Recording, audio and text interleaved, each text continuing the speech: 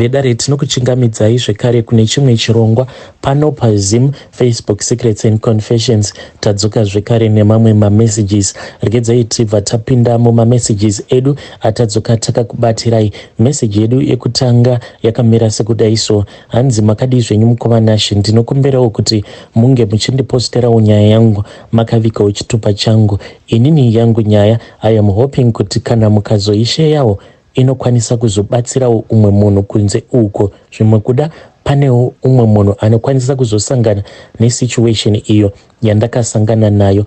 Please ladies, let us never be desperate. Kunyangwe zvikanzi zvaita sei, musafa makazviisa pasituation yekuti munenge muri desperate zvekuti vanhu ava vanoita zvekubatsira pamasocial medias vanozogumisidzira vakutorerai advantage. Zvakaitika kwandiri mukoma ndezvekuti inini ndakabvawo kuZim ndichiuya kuno kunyika yavatorwa kwandiri kuraramira ndiri, ende ndichibva kuZim ndainge ndakarambana nemurume wangu. Ndakazoti ndauya kuno ndokubva ndazosanganawo nemurume wangu uyo wandigere naye, saka nekudawo kuti ndinge ndichimufadza because murume uyu akasangana neni nditoriwo kaslenda mukoma, ndokubva azotanga kundichengeta kuzosvika ndava zigadzira ndiri muzuva ranhasi. So nekudawo kumufadza ndakabva ndati munhu uyu ndinofanira kuti ndinge ndichimuitira mwana. Zvekare nehama dzangu ndo zvadzainge dzichingondiudza kuti munhu uyu nekukufadza kwaakakuita chimufadzawo kuti iye ange achingofarawo, muitire mwana. Kunyange ukamuitira mwana 1 it will be okay. So mukoma Nashe ndakabva ndakazama marecipe ose kuti ndinge ndichimuitira mwana, but so far zviri kuramba. Iye anongoti sezvo ane mwana wake 1, for now there is no need to rush, but ndinoti kana ndikatarisa makore avo baba ava zvekare nemakore angu ndikutoona kutoti nguva iri kufamba. Iyi ndiyo nguva yacho yekuti tinge tichiita mwana. Kunyange zvedu zvikazonzi tangogumira pamwana iye 1, kunyange patinozodzokera zvedu kumba ndinowanawo chekuti ndinge ndichigarirawo kumusha kwavo. Zvino kana ndisina mwana nhai ndingati ndiri kuenda kupi? Nemastresses iwawo ndakangoramba ndichingozvipusha kuzonosvika one day ndakati zvangu ndiri mumastreets umu mukoma ndainge ndabhoyekana neFacebook ndikabva ndati regedzai ndinge ndichingoenda kuTikTok ndimbonotsvakawo chekuti chingangondivaraidza. Ndichisvika kuya ndakabva ndazosvika kuine imwe notification yandakangosangana nayo yavamwe madzibaba avo vainge vachiita live. Palive ipapo vaitorakidza kuti vainge vachibatsira vanhu. Ndangouya pano kuti ndinge ndichingoyambira vanhu kuti ava madzibaba ava mushure mekunge tazoita too deep ndakazofind out kuti ivo zvavanoita ndezvekudai so vagara vane vanhu vavo. Vanhu ava ndivo vanouya nemamwe maghost account. Kana vauya kudaro so vanhu ava vanobva vati ivo vari kuda kuporofitiwa, then in the background vanenge vachitozivana zvekutoti munhu uya anozotonyepedzera kutochema achitoti mandibatsira, but vanhu vacho vanenge vasingaburitse zviso zvavo. So pandakangosanganawo nenotification iyoyo ndichinojoinawo TikTok live iyoyo ndakabva ndatosangana nevamwe amai, izvo ighost itoriwo hama yavo madzibaba ava. So mukadzi uyu ainge achiporofitiwa, mukoma akaporofitiwa ndokubva audzwa kuti ainge aine nyoka mudumbu. Madzibaba ava zvavakaita pavakatanga kuporofita mukadzi uyu vakabva vati chekutanga ndikuda kuti ndinge ndichikuudza passport number yako. Mukadzi uyu mukoma ndipo paakabva azoburitsa passport yake mushure mekunge madzibaba ivavava vataura passport number yake. Saka vanhu vose vainge vari palive takabva tatoona kuti madzibaba ava vanoziva zvavari kuita. Izvo vanhu ava vanenge vakatotaurirana zvavo in the background kudhara. Iniwo ndikabva ndatongodyira mukoma ndakatanga kutaura navo madzibaba ava, especially pavakazoporofita mukadzi uyu vachimuudza iye kuti ane nyoka iyo yavari kuona irimo muchibereko. Then mukadzi uyu akatotanga kutochema achitoti zveshuwa madzibaba dzimwe nguva ndinotomboita nguva ndisingateveri zvekuti inini nemurume wangu tinobva tatotanga kutofara tichitoti zvimwe kuda nhumbu yabata. Madzibaba vaya vakati pose paya paunenge uchiti mwana anenge achitamba muchibereko mako anenge asiri mwana, but zvinenge zvichiitika ndezvekuti inyoka iyo inenge ichitamba ichifarira kufara kwamunenge muchiita, because iyo inotozvitora sekunge iyo mwana wako, nekuti nyoka iyi payakaiswa muchibereko mako yakatoudzwa kuti ava ndo amai vako. Madzibaba vaya vakataura zvinhu zvakawanda mukoma, zvose izvozvo ndakazvibhilivha because mukadzi uyu akazotogumisidzira ava kutorakidza kuti ainge ava kuchema. Ndakazotanga kutaura navo palive ipapo madzibaba ndakangoisawo zviya zvimafesi zvemunhu anenge achichema, vakabva vataura zita rangu, username rangu palive, vakabva vati chii chiri kuitika kwauri kuti unge uchindisendera tumafesi twevanhu turi kuchema, taura nyaya yako murandakadzi. Ndakabva ndazotaura nyaya yangu mushure mekunge ndajoinawo, ndikabva ndati ininiwo ndine dambudziko rekuti ndiri kuda kuitirawo mwana wangu, ndikabva ndati inini dambudziko rangu nderekuti ndiri kuda kuti ndinge ndichiitirawo murume wangu mwana, but zviri kuramba.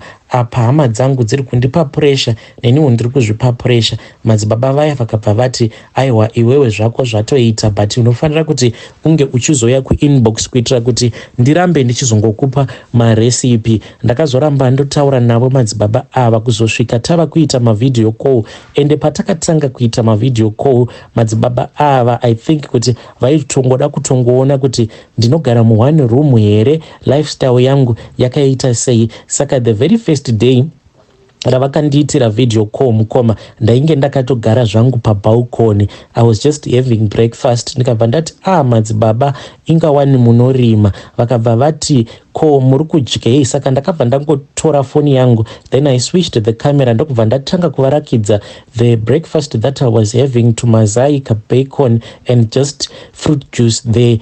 Ivo vakabva vati ingawani vamwe mune varungu vakanaka vanokupai mabreakfast akanaka kudai, chirungu ka ichi. Ndikabva ndati kana madzibaba, inini panapa pandiri pamba pangu. Vakabva vati tenderedza tuone. Saka ndakabva ndatanga kuvarakidza kuti this is where I stay, and pacho pandinogara mukoma, when I am at the balcony I'll be facing this other mall. Saka vakabva vatongoona kutoti munhu uyu anorakidza kuti tumari twake anatwo, but inini zvangu personally mari handina, but murume iye ndiye ane zvinhu zvake.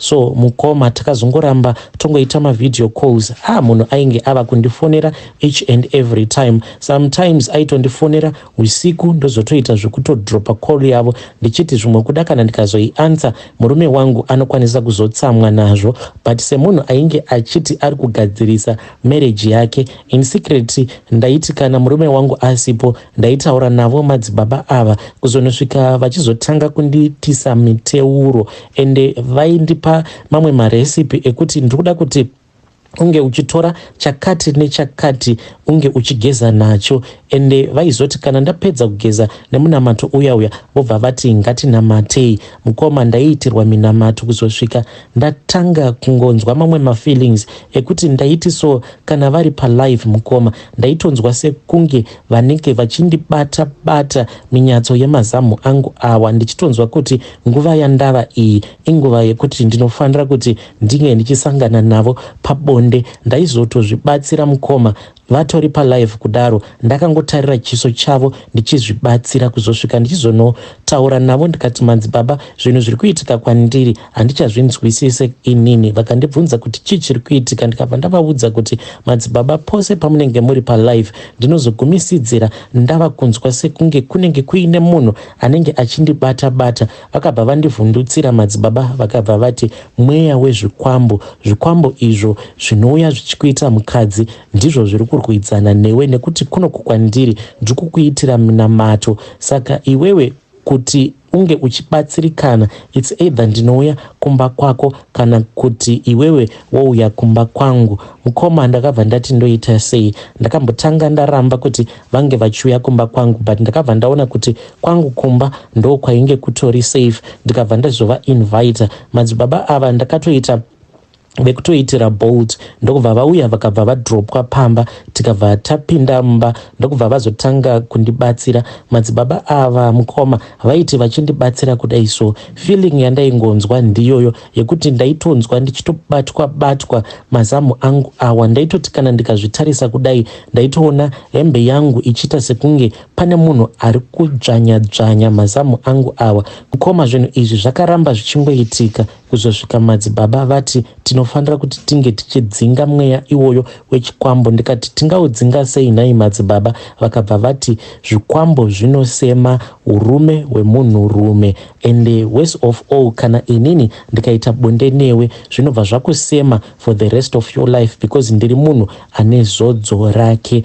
nekutyawo mukoma zvikwambo zvekare nekuda kugadzirisa marriage yangu ndakabva ndazobvuma mukoma. takangoitira bonde musitting room imomo, takaita bonde kamwe chete. ndikabva ndati zvinhu izvi zvandaita very very wrong, but nekufamba kwenguva madzibaba ava vaingoramba vachingoya kumba kuzodzamara one day pavakauya kumba ivo vakati vari busy vachigeza because vainge vati kune kwavainge vabva nako vachiita kapesi job kavo, saka vakati vachigeza ndopandakabva ndazobata foni yavo ndikabva ndatoona kutoti ingawani madzibaba ava vanhu vose vaya vanowanzokuuya pamalive avo epamatiktok, vanhu ava dzitori hama dzavo. mukoma ndakanzwa pain imwe yandisina kana kumbogara ndakanzwa in my life, but ndakabva ndangonyarara zvangu. chakandirwadza ndechekuti madzibaba ava at that time ndainge ndava kutonzwa feeling iyaya yekuvada because ivo vaita like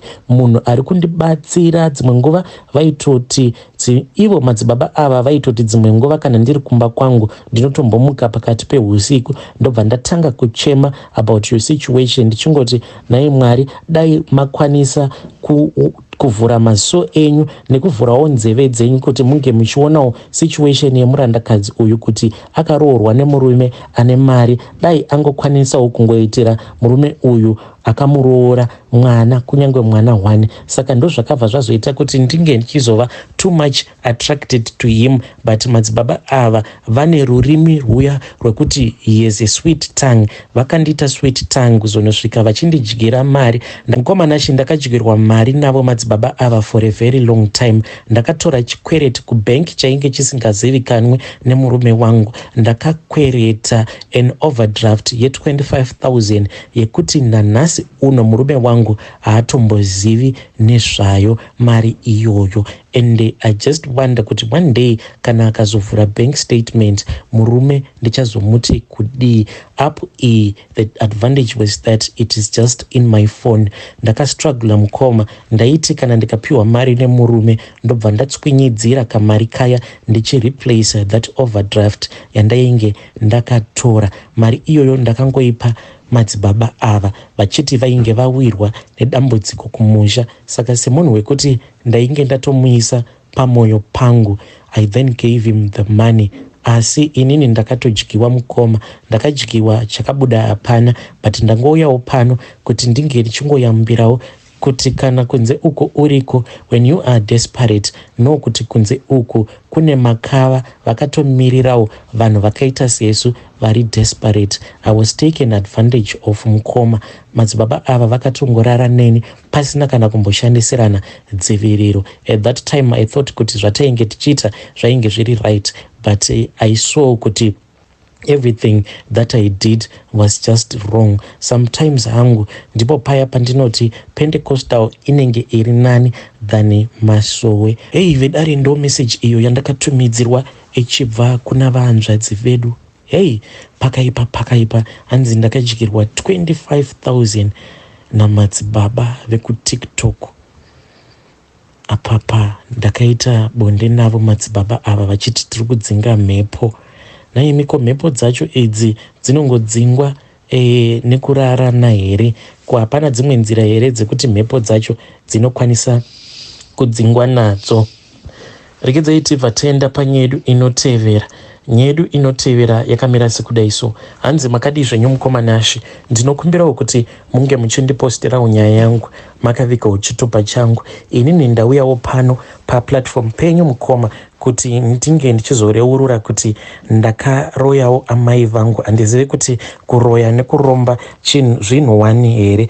Zvakaitika mukomana acho ndezvekudai. So ndakati ndatora mishonga yandakatora ndakatoitora ndichitoziva kuti apapa handisi kuda mishonga yelaki yekutsvaka basa, but ndakatongo aproacha munhu uyo wandainge ndaudzwa kuti iye anorombesa. Ndikabva ndati ndiri kudawo laki, chose chandinenge ndichiita chinenge chiine laki. Saka sekuru vaya vakabva vati kwandiri, problem yelaki unozoita laki rekuti unoita laki rekubirwa, laki rekusungwa nemapurisa. Saka iwewe kuti unge uchizokontrola laki iri, zvaunofanira kuti unge uchiita ndezvekuti chitsvaka hama yako. Kana watsvaka hama yako iyi ndiyo yaunofanira kuti unge uchizoshandisa pamishonga yacho iyoyo.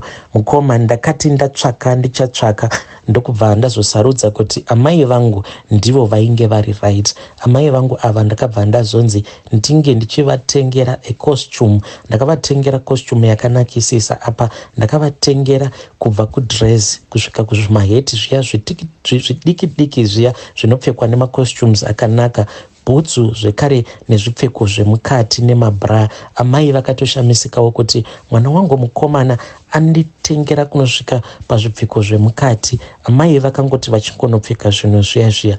Amai vakabva vangotanga kuti musoro kuzonosvika vachipenga. Idzo hama dzaamai dzinongoti zvimwe kuda. Amai vakapengeswa nenhau yekuti vakanyanyisa kutemwa nemusoro, but inini pandakavapa hembe idzo dzandakavapa ndipo pakatangira dambudziko ravo. Havana kutanga kupenga like immediately. Zvinhu zvakaitika very slowly kuzonosvika amai vangu vachipenga. Amai vakati vatanga kupenga kudaro ndokubva ndamhanya ndichidzokera kumusha. Ndakati ndaenda kumusha paya pandakazosara ndiinavo amai, then amai vakabva vazonditi, naye mwanangu, ichokwadi here chekuti iwewe mishonga yako ndiyo iri kundipengesa? Ndakabva ndati hongu amai, imimi hamusi kupenga, asi inini ndakangotora pfungwa dzenyu chete kuitira kuti mweya iyo inondipa laki iwane pekuti inge ichigara. Amai vakabva vatanga kuchema. Pakazoti papinda hanzvadzi yangu mumba, amai ndokubva vatotanga futi kutoseka zvavo. Pfungwa dzavo dzainge dzatovatiza. Ndo confession yangu iyi mukoma. Hei vedare ndo message iyo yandakatumidzirwa ichibva kuna mukoma vedu. Zvakangoma hazvo vedu we. Please ngatizamei kutaura navo mucomment section. Hanzi amai ndakavaudza kuti amai hamupengi, but pfungwa dzenyu inini ndinadzo, ndakadzitapa ndakadzitora. Amai vakunya kukubereka. Hei ingozi ka iyi.